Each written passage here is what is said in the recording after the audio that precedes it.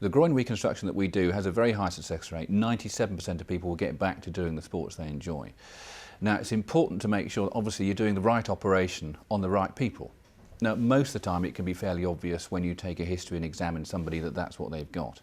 Some people will need other scans and investigations, and usually we would use MRI scans and ultrasound scans. And particularly what we're looking for now is a condition called femoroacetabular impingement syndrome, which is a condition of the hip where the hip joint doesn't move properly in the socket of the hip, and it knocks against the socket of the hip and it can restrict the movement of the hip joint. Now, the difficulty is that hip pain will often present in the groin, so it can be hard to tell. An MRI scan is very good at picking this up, but again, often we'll find people have hip problems and groin problems, and they have both, in which case we usually fix the groin first, because actually that's the more straightforward operation. Having a hip operated on, if you're in your early 20s, is very major surgery.